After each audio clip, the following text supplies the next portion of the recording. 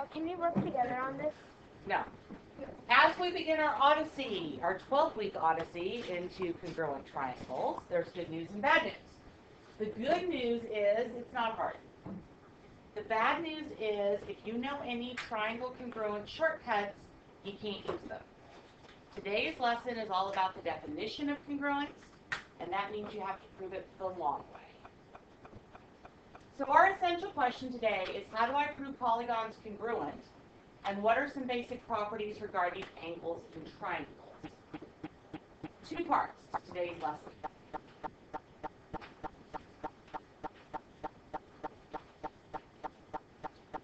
Congruent polygons. 2 geometric shapes are congruent if they are exactly the same size and shape.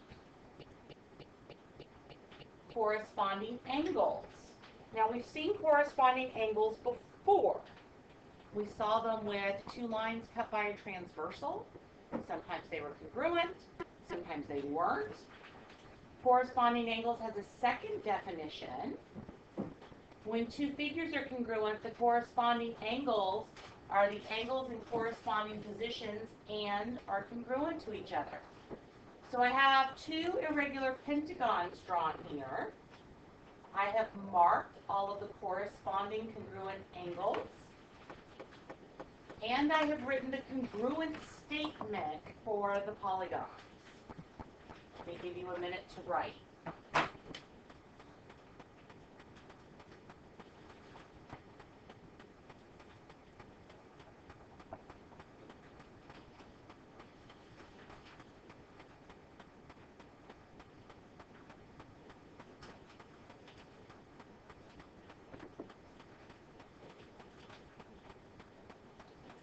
Okay, corresponding sides. When 2 figures are congruent, the corresponding sides are the sides in corresponding positions, and they are congruent to each other. So using the same example from corresponding angles and my pentagon, I started with my correspondence statement, and then I matched up the sides. Remember, the angles have to be in order. So AB is congruent to FG. BC is congruent to GH. CD is congruent to HI, and you keep going. Since this is a pentagon, there are 5 pairs of corresponding sides.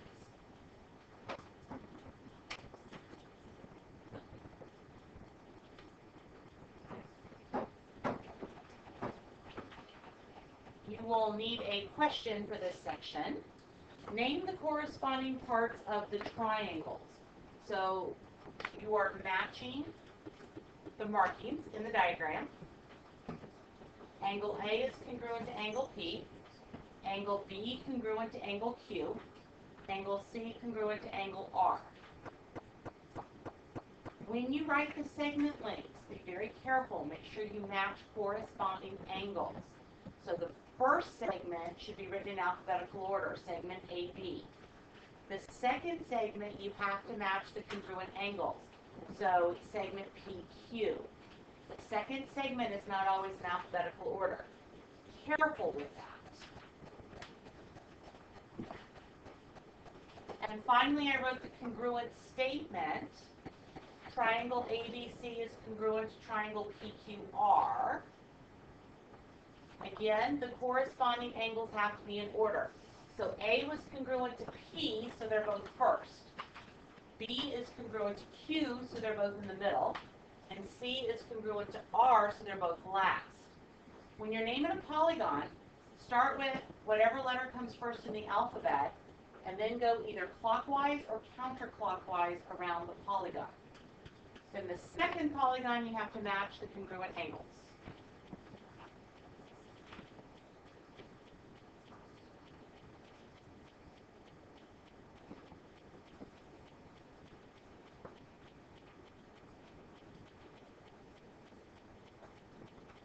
Alrighty, for our next one, we have some random quadrilaterals. Okay, I can use the congruent statement. DEFG is congruent to KLMN to match up my corresponding angles. So angle L is congruent to angle E. That means 5y plus 6 has to equal 111.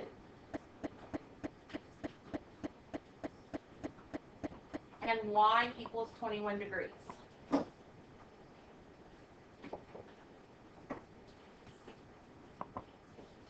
Segment MN is congruent to segment FG.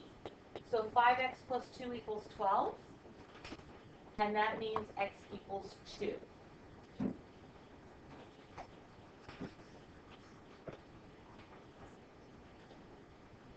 So I know when you looked at the first page and notes, you thought, oh no, there are no theorems in today's lesson.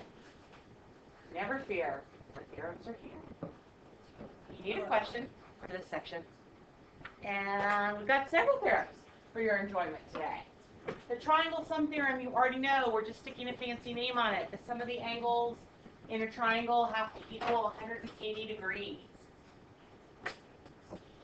The exterior angle theorem. First off, let's talk about what an exterior angle of a triangle is.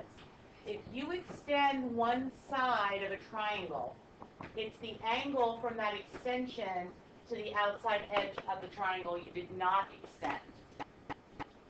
Okay. So that angle has to be equal to the sum of the measures of the two non-adjacent. Okay. The adjacent angle would be angle C in the triangle. So the non-adjacent interior angles are angles A and B. This is not a hard one to prove. Right? You've got triangle sum theorem. So angle A, angle B, angle C equals 180. Linear pair postulate, angle C plus angle 1 equals 180. Set them equal to each other. Subtract out the equal measurements, and boom, you've got it. 4 easy steps. I like the exterior angle theorem. I like 4 easy steps. We have a corollary to the triangle sum theorem. Corollaries are very easy to prove, usually in just a couple of steps after the theorem itself. The acute angles of a right triangle are complementary. Again, not hard to prove. Triangle sum theorem says the 3 add up to 180. Substitute in 90 degrees for the right angle. Subtract, and there you are. Third angles theorem, nice and powerful and very useful. If you have 2 pairs of congruent angles, then the third pair of angles have to be congruent in a triangle.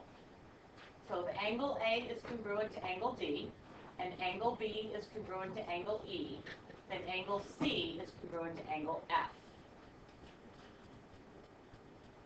And here are our good friends, reflexive, symmetric, and transitive. So this is, I think, we counted the first time I did these notes this morning, 6 instances where we've seen these 3 properties. We have them algebraically as properties of equality. We had them as angle congruence, segment congruence, angle measure, segment measure, and now you're seeing congruent triangles. So it's really important that you don't just write reflexive property. It has to be reflexive property of, and then what's the context that's going on. So every triangle is congruent to itself. If triangle ABC is congruent to triangle DEF, then triangle DEF is congruent to triangle ABC.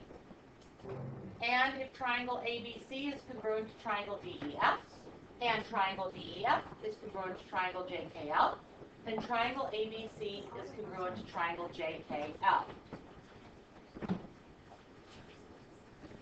Okay, you'll need another question. Are these triangles congruent? And justify means prove. So when I write down my givens, we talked in flex on the warm-up about interpreting the marks to our advantage. So the marks can be interpreted as congruent or as equal length. And in order to prove congruent triangles, I need congruent sides and congruent angles. So I'm going to interpret the marks as congruent. Let me give you a minute to write.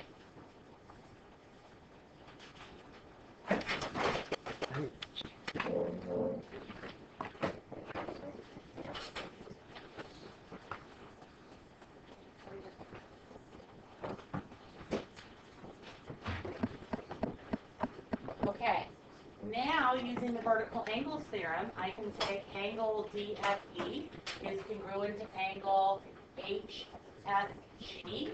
Make sure you are matching your congruent angles when you write those letters. Third angles theorem gives us angle E congruent to angle G. And that gives us the congruent triangles using definition of congruent triangles. Like I said at the beginning of the lesson, no shortcuts. The definition is all three pairs of sides, all three pairs of angles congruent.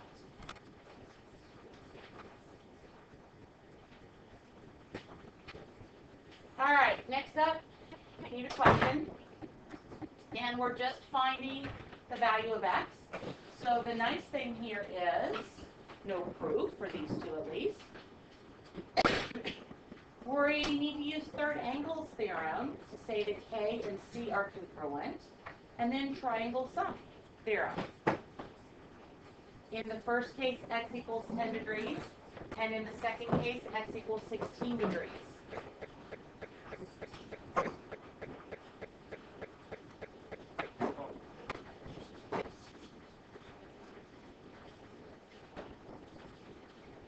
All right, last proof, deciding whether these triangles are congruent. Okay, a flow proof. Remember that you need 3 pairs of congruent sides and 3 pairs of congruent angles. And you can interpret the marks as measurement or congruence. So when I'm looking at angles Y and angle E, I'm not going to say they're right angles. I'm going to say they're congruent to each other. Shh, guys, I know you've already heard it once, but thank you.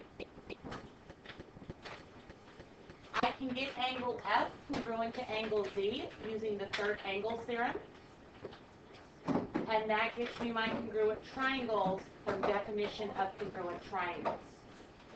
So you guys need a couple of questions and a summary.